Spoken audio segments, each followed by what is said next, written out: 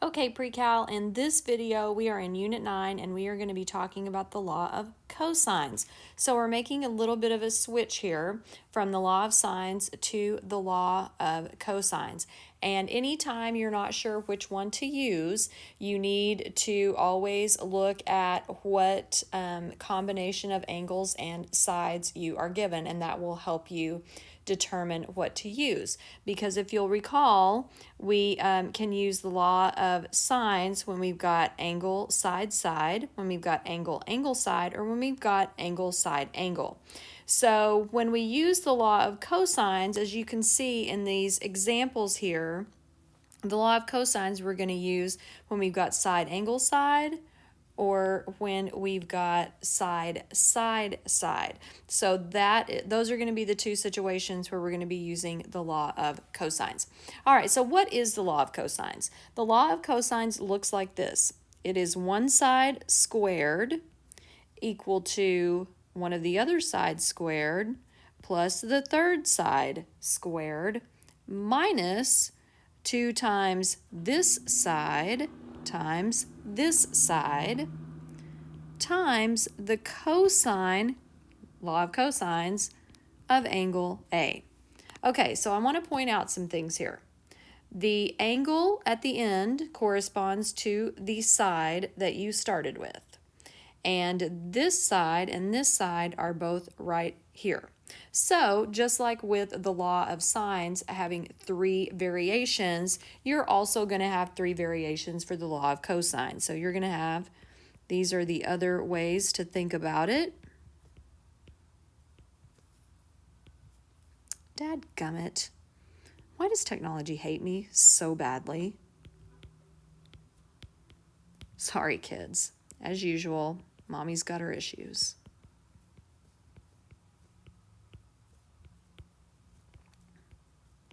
So those are your 3 possible ways to write it. So there are 2 ways we're going to use the law of cosines. When you set it up, you are either going to be solving for this side or you are going to be solving for this angle. You are never going to set these problems up to solve for something in here. You're always going to be solving for one of these sides or one of these angles. So let's jump in and see what I'm talking about here.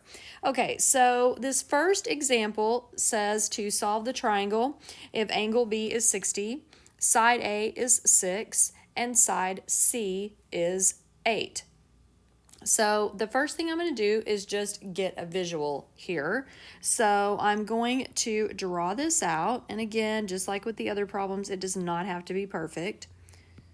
So A, B, C, angle B is 60 degrees. Side A is 6, side C is 8.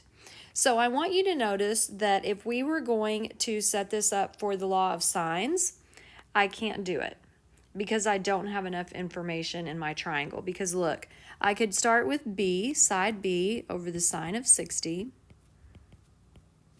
And then I have to use, like, let's say 8 or 6, it doesn't matter which, 8 over the sine of angle C. See, this gives us 2 variables, and we can't do that. So that's why the law of sines doesn't work for a side angle side situation.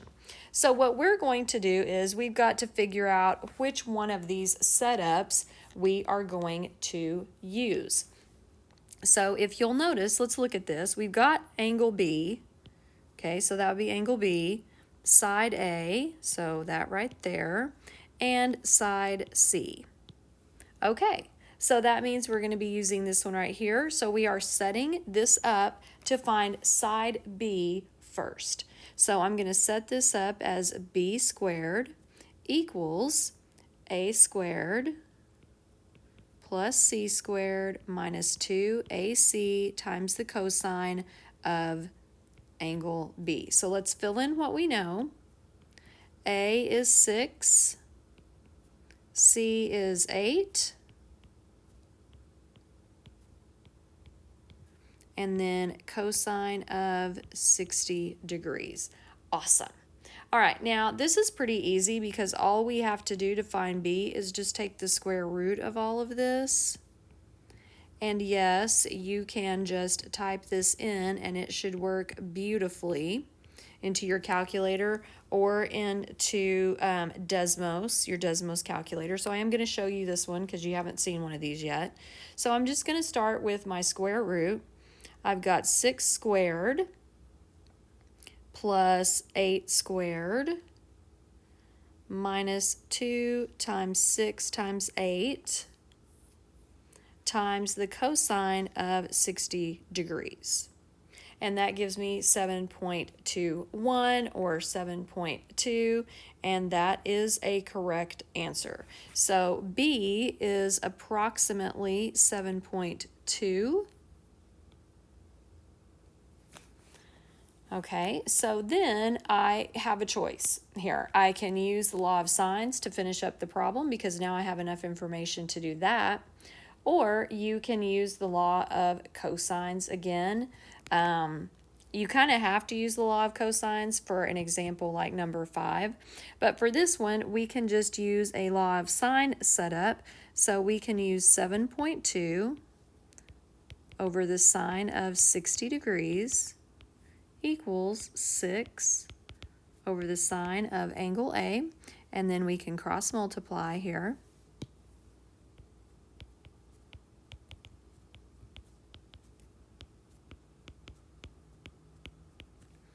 And then divide by 7.2.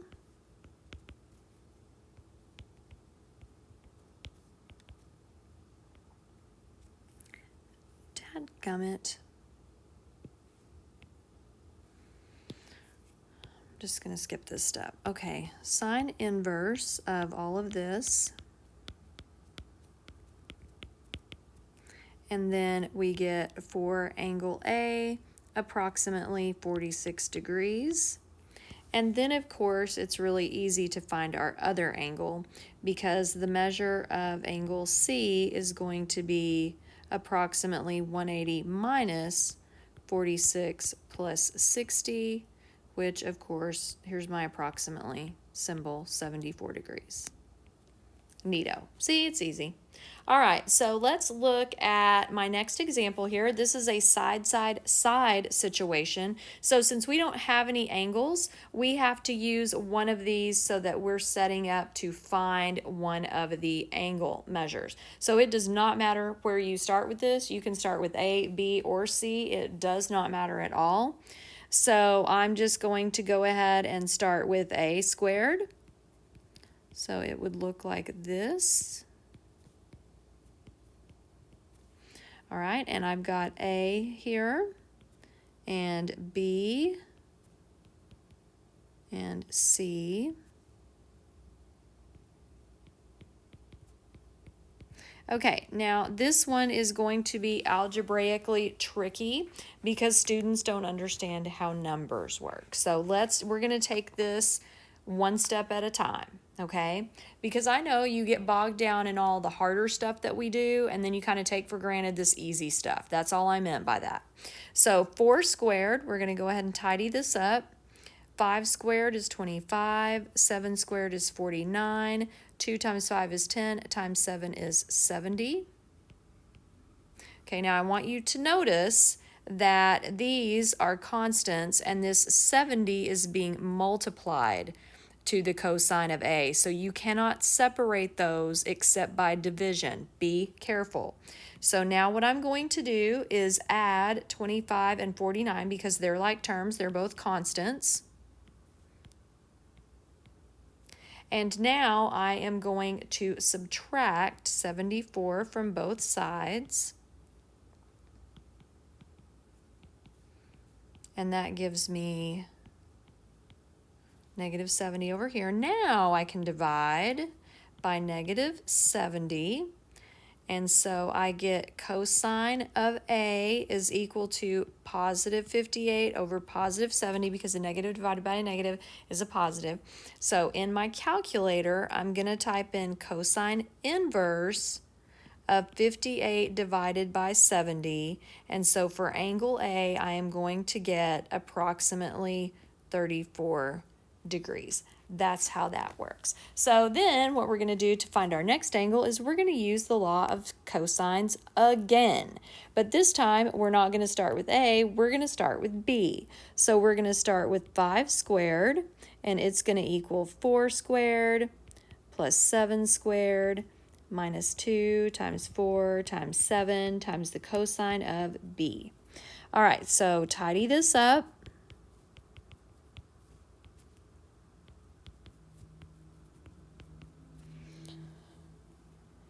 Okay, I'm going to add these two numbers together here. This is really just a series of straightening this up so that we can isolate cosine B. That's all we're doing. So then I'm going to subtract, 65 from both sides. I get a negative 40 over here. And then I'm going to divide both sides by negative 56. So over here I get a positive 40 over 56. So cosine inverse.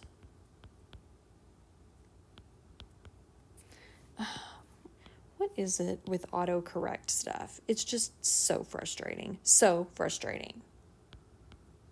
Grr. So B is approximately 44 degrees. And then, of course, the measure of angle C is super duper easy because all I have to do is use the triangle sum theorem to get approximately 102.